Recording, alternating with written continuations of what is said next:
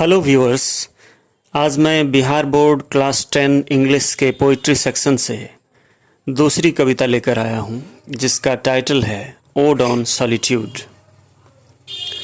Odd एक तरह की लिरिक पोएम होती है जिसमें किसी चीज़ को एड्रेस किया जाता है, संबोधित किया जाता है और इसके संबोधन का तरीका गरिमामय होता है, या कह सकते हैं कि ग्रेव तरीके से, गंभीर तरीके से उस सब्जेक्ट को एड्रेस किया जाता है। ओड ऑन सॉलिट्यूड के पोइट अलेक्जेंडर पोप हैं, जिनका जन्म 21 मई 1688 को लंदन इंग्लैंड में हुआ और इनकी मृत्यु 30 मई 1744 को ट्विकनहम मिडलसेक्स इंग्लैंड में हुआ।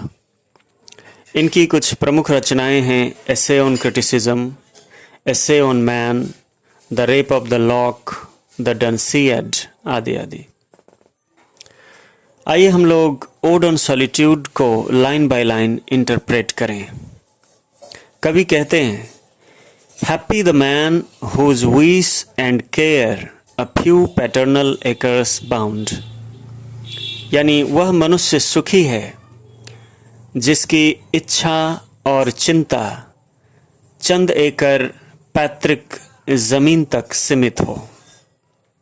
Content to breathe his native air in his own ground, और जो अपनी पैदाइशी ज़मीन पर उस हवा में सांस लेकर अर्थात जीकर संतुष्ट हो। Whose herds with milk, whose fields with bread, जिसे अपनी मवेशियों से दूध मिल जाता हो, जिसे अपने खेत से रोटी मिल जाती हो। Whose flocks supply him with attire, और जिसकी अपनी भेड़ें उसे वस्त्र प्रदान कर देते हों। Whose trees in summer yield him shade in winter fire, और जिसे अपने पेड़ों से गर्मी में छाया और जाड़े में जलावन मिल जाती हो, अलाव जलाने के लिए। तो कवि का मानना है कि ऐसा व्यक्ति, ऐसा मनुष्य वास्तव में सुखी है। ब्लेस्ड, वह आनंदित है। Who can unconcernedly find hours, days and years slide soft away, जो बेपरवाही से यानी अचिंतित होकर अपने पलों, दिनों और वर्षों को इत्मीनान से गुजारता है। In health of body, peace of mind, quiet by day, जो अपने स्वस्थ शरीर के साथ, मानसिक शांति के साथ, शांतिपूर्वक अपने दिन गुजारे, ऐसा व्यक्ति सुखी है, आनंदित है। साउंड स्लिप बाय नाइट, जिसे रात को गहरी नींद आती हो।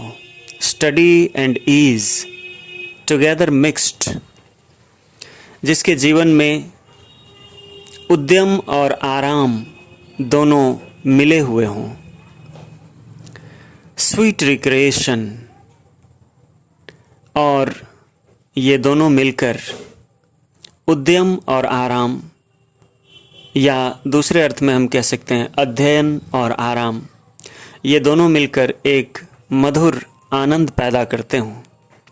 एंड इनोसेंस, और उसकी निर्दोषता, निष्कपटता, which most does please with meditation, जो मनन के साथ अथवा ध्यान के साथ सबसे ज़्यादा प्रसन्नता प्रदान करती है। अगर ये सारी चीज़ें किसी व्यक्ति को उपलब्ध हों तो वह व्यक्ति वास्तव में सुखी है। Thus let me live unseen unknown, और अब यहाँ आखिरी स्टैंजा में कवि वास्तव में अपने विषय की गंभीरतम स्थिति में, गंभीरतम पड़ाव पर पहुँचते हैं और कहते हैं, Thus let me live unseen unknown, इस तरह से मुझे अनदेखा और अनजाना जीने दो। दस अनलमेंटेड लेट मी डाई, और मुझे अरोदित मरने दो।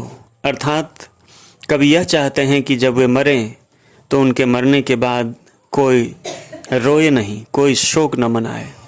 स्टील फ्रॉम द वर्ल्ड, मुझे संसार से चुरा कर रखो, अलग थलग करके रखो।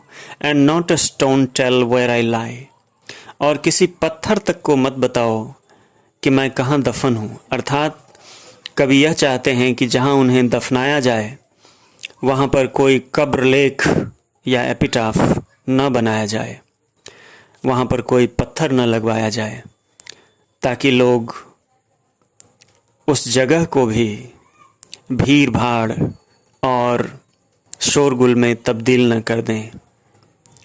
वे चाहते हैं कि वे शांतिपूर्ण जीवन जिएं, आनंदित होकर जिएं, और आनंदित जीवन के लिए शोर शराबा, उपद्रव और भीड़ भाड़ बिल्कुल ही आवश्यक नहीं है। इसलिए कवि मरने के बाद भी यह नहीं चाहते कि दुनिया वाले उनके मरने पर शोक मनाएं। तो इस कविता को हम लोगों ने लाइन बाय लाइन इंटरप्रेट किया। मुझे उम्मीद है कि आप लोग यह कविता समझ गए होंगे।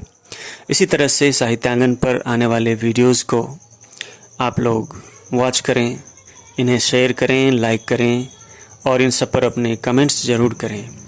तो आज के लिए इतना ही। आप सबका बहुत बहुत शुक्रिया।